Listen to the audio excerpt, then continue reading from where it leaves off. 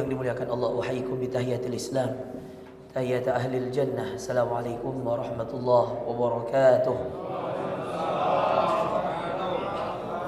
Kita bersyukur pada Allah ya, kita masih diizinkan untuk sholat isya berjamaah, diberikan taufik. Alhamdulillah Imam Masjid Raya kita hadir di sini, bisa dengarkan bacaan Quran. Itu nikmat Bapak Ibu sekalian. Orang kalau kemudian dia nyaman mendengarkan bacaan Al-Quran, diberikan oleh Allah kekuatan untuk mampu mendengar ayat-ayat Allah, itu suatu kenikmatan Bapak Ibu sekalian. Utsman bin Affan punya perkataan yang sampai detik ini istimewa Pak. Utsman ini manusia spesial, satu-satunya manusia dijuluki Dzunnurain oleh Nabi, dua cahaya, karena hanya satu sahabat nikah dengan dua putri Nabi Pak. Hanya Utsman. Ali bin Abi Thalib hanya menikahi satu putri, itu Fatimah. Sebelum menikahkan ke Fatimah, Rasulullah punya dua putri yang lain, satu Ruqayyah, satu Ummu Kalsum. Begitu spesialnya lah ini Utsman bin Affan. Bukan hanya karena rajin sedekahnya, bukan karena Masya Allah dia sering menuntut ilmu bersama Nabi, bukan karena dia pedagang yang kaya raya, bukan. Tapi Masya Allah ada satu amalan yang istimewa sekali dari Utsman, yang andai Utsman tidak lanjutkan amalan itu Bapak Ibu sekalian, kita nggak akan lihat Quran hari ini. Karena subhanallah Quran hari ini itu dinamakan Pak Mushaf Utsmani, Quran Utsmani. Tahu kenapa? Karena dulu ketika Rasulullah hidup belum ada Al-Quran dalam bentuk cetakan, belum ada Pak. Semua orang yang ingin ngaji harus pakai hafalan dulu. Meninggal Rasulullah, Abu Bakar melihat, wah ini potensi bahaya. Kalau meninggal penghafal Quran, dari mana kita belajar Quran? Maka dimulailah penulisan Quran. Abu Bakar kumpul para penghafal Quran. Dia katakan ada Ubay bin Ka'ab, ada Abdullah bin Mas'ud, ada Zaid bin Thabit, ada Abdullah bin Abbas, dan beberapa sahabat-sahabat yang lain yang memang faqih dalam Quran. Dikumpulkanlah mereka. Meninggal Abu Bakar Bapak Ibu sekalian, belum selesai Quran 30 juz. Dilanjutkan Umar.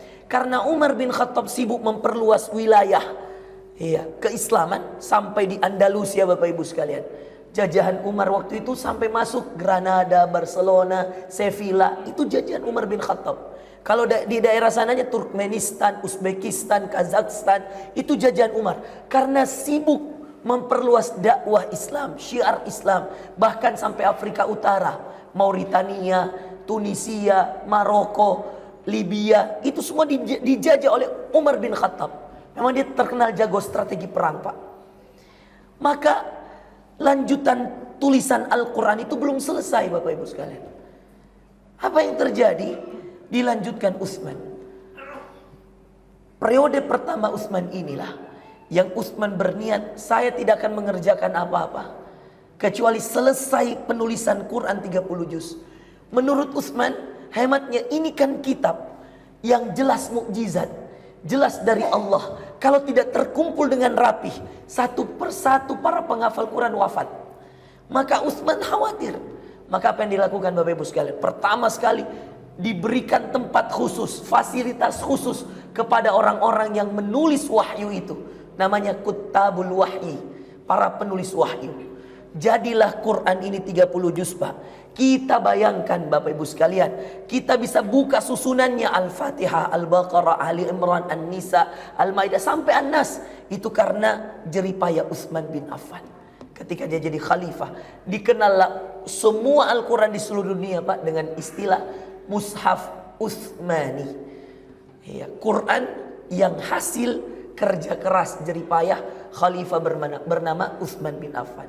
Di antara semua perkataan Utsman ada satu yang luar biasa Pak.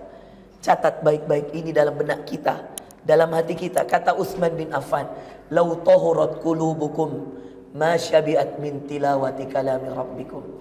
Kata Utsman bin Affan, dia satu-satunya manusia yang menikahi dua putrinya Nabi, dijuluki dengan dua cahaya. Menikah dengan Ruqayyah. Ruqayyah meninggal, dipanggil lagi oleh Nabi. Masih ada adiknya. Siapa adiknya? Ummu Kalsum. Mau enggak Utsman? Mau ya Rasulullah. Siapa yang mau menolak anaknya Nabi Bapak Ibu sekalian? Maka dinikahkan lagi. Padahal banyaknya sahabat Bapak Ibu sekalian. Bisa saja Ummu Kalsum dinikahkan dengan yang lain. Tapi Ruqayyah dan Ummu Kalsum diberikan pada Utsman bin Affan. Dia punya perkataan yang sangat spesial Bapak Ibu sekalian tentang Al-Quran. Dia yang kumpulkan dan dia yang jadikan. Dan dia menjadikan Quran ini menjadi 30 juz. Sehingga Pak Imam bisa tahu bagaimana menghatamkan Quran. Saya bingung Pak Imam. Iya, kalau Utsman tidak jadi mengumpulkan waktu itu, iya, bagaimana orang mengetahui bahwa dia hatam Quran Pak? Iya, gimana susunannya? Iya. Karena Nabi pernah membaca Al-Fatihah, Al-Baqarah, An-Nisa, Ali Imran.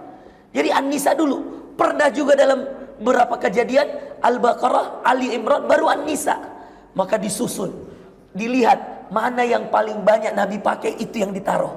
Maka susunannya jelas. Iya. Surah ke-20 surah Thaha.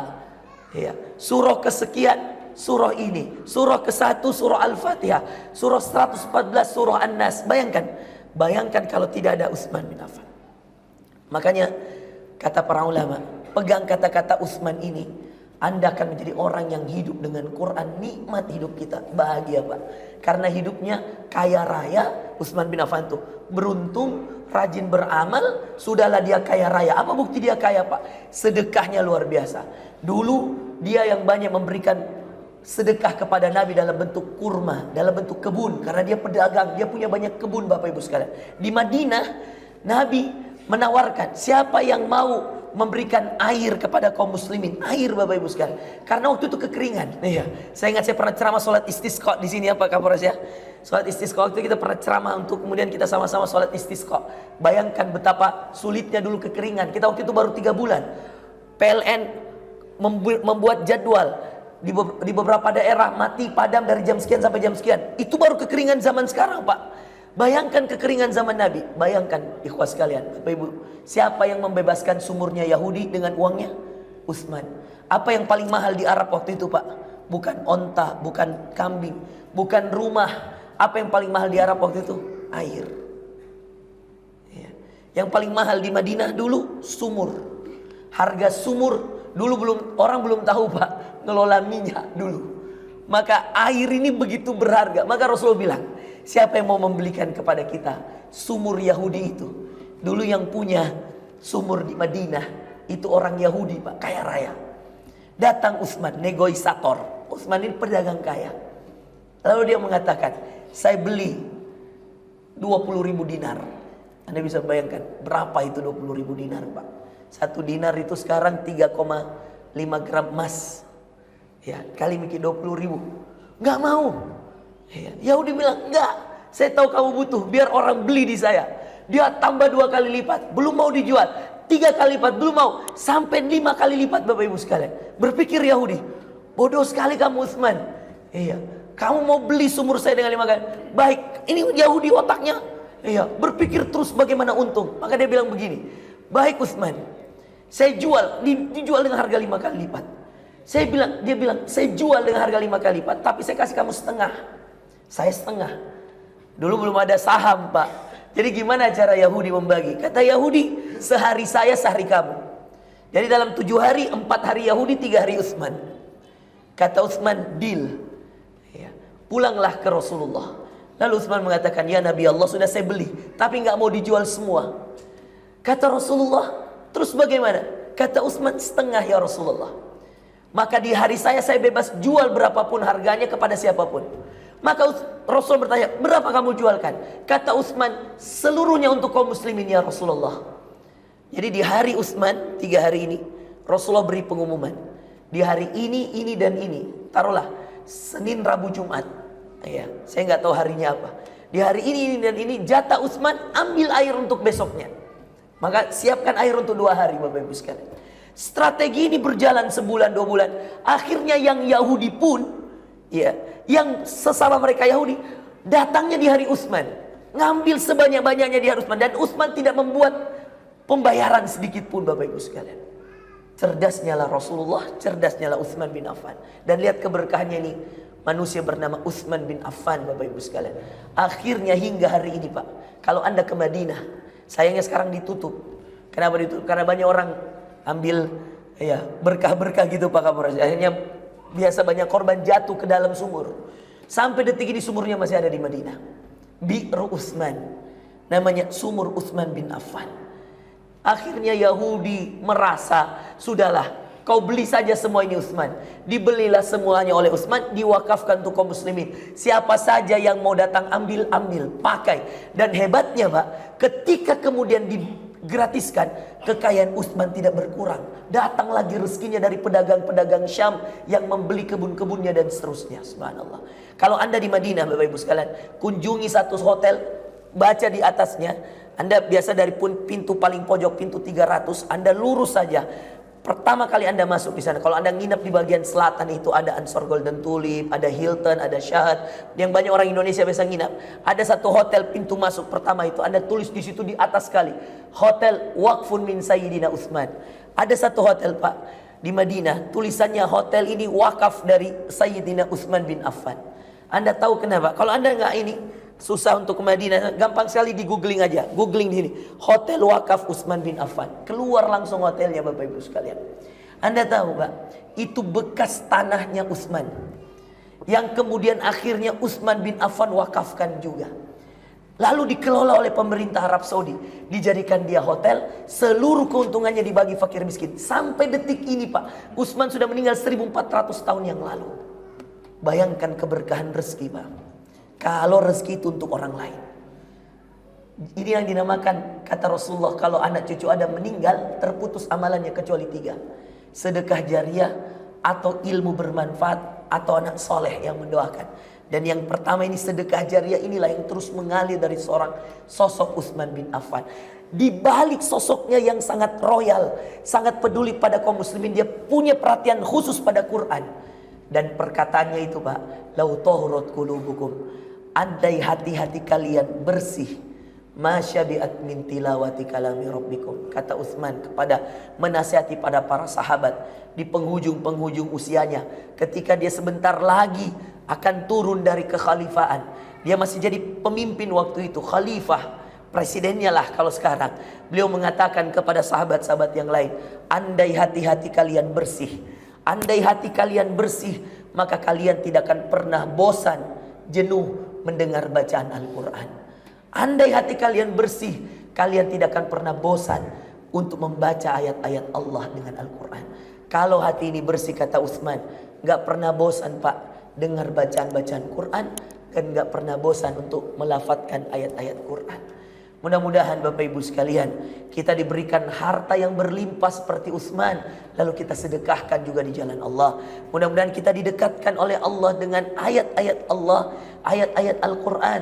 Kita diberikan, kalau paling tidak Pak, kita tidak bisa ngaji dengan indah, paling tidak kita tidak bosan mendengarkan ayat-ayat Allah dibaca. Itu saja sudah luar biasa. Kalau Bapak mau bertahan sholat tarawih 8 rakaat hari ini, itu sudah hebat Pak ya. Tiap malam Bapak dengar ayat-ayat Allah, itu sudah hebat sekali Bapak Ibu sekalian ya. Kalau murotal, putar, naik mobil Pak, putar murotal, jauh lebih baik menenangkan hati. Bapak stres, banyak kerjaan, pusing dengan tugas-tugas kantor, naik mobil putar murotal, wallahi Pak, rasakan itu ayat-ayat. Syukur-syukur kalau misal mobilnya udah terkini, ada videonya, Bapak cari murotal pakai flash disk yang ada terjemahannya. Sesekali lihat itu terjemahan. Indah sekali Pak, indah. Ya, ketemu ayat dalam surah Yasin, innama amruhu idza arada syai'a. Sesungguhnya Allah kalau menginginkan sesuatu terjadi, ayyakula lahu kun fayakun. Allah cuma katakan kun fayakun, jadilah maka jadilah. Coba baca-baca yang sederhana-sederhana seperti ini saja. Qad aflaha man tazakka. Al-A'la yang biasa dibaca Nabi pada salat witir. Wa dzakara asma rabbih fasalla. Qad aflaha man tazakka.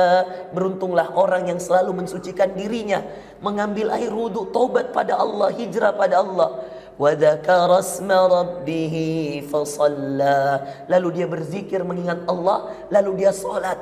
Subhanallah. Itu ayat-ayat yang indah Pak. Wa dzakara asma rabbih fasalla.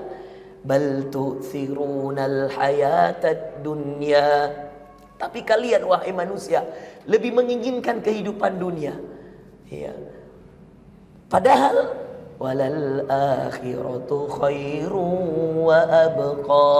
Padahal akhirat itu lebih kekal dan lebih baik bagimu. Itu kan kalau kita baca terjemahan-terjemahan pendek-pendek, Pak. Qul a'udzu birabbin nas. Aku berlindung pada Tuhannya manusia. Ini kalau mau nyergap orang nih misal, ya kan? Berlindung sama Allah, Pak. Baca An-Nas. Ya, Malikin nas. Tuhan yang merajai manusia. Ilahin nas, yang menguasai seluruh manusia. Jadi jangan takut, Pak, menegakkan kebenaran, baca An-Nas. Iya, jadikan itu sebagai pelindung kita. Qul a'udzu birabbin nas. Iya. Kalau takut dengan hewan, dengan mohon maaf, iya, makhluk-makhluk lain, jin dan lain sebagainya, baca Al-Falaq. Qul a'udzu birabbil falaq min syarri ma khalaq. Ada orang hasad, Ustaz, takut dia kirim sihir dan Al-Falaq. Di akhirnya kan dikatakan wa min syarri hasidin idza hasad, dan bagi orang yang Allah, aku berlindung dari orang yang dengki kepada aku, ya Allah. Karena dalam dunia kepolisian, Pak, tidak menutup kemungkinan mungkin ada saja orang yang dengki dengan kita, dendam dengan kita. Berlindung, Pak, dengan muawwidzatain ini, dengan dua Al-Falaq dan An-Nas ini, bertauhid dengan Al-Ikhlas. Qul huwallahu ahad, Allahus samad. Katakanlah Allah Esa, Allah tempat bergantung. Lam yalid wa lam yulad. Allah tidak punya anak dan tidak diperanakkan. Wa lam yakul lahu kufuwan ahad. Tidak ada saingan bagi Allah. Mau berlindung dari orang hasad, dari orang dengki, Al-Falaq. Mau berlindung ketika kemudian mungkin ada serangan manusia pada kita, ada manusia yang enggak suka, An-Nas. Indah, Pak, kalau kita ngerti Quran itu, Masya Allah. Ya, mudah-mudahan kita semua diberikan taufik untuk bisa selalu ngaji, baca artinya, ya, dekat dengan Quran. Saya doakan Bapak selalu dilindungi oleh Allah Subhanahu wa taala. Demikian Bapak Ibu sekalian, jazakumullah khair. Subhanakallahumma bihamdika asyhadu an la ilaha illa anta astaghfiruka wa atubu ilaik. Assalamualaikum warahmatullahi wabarakatuh.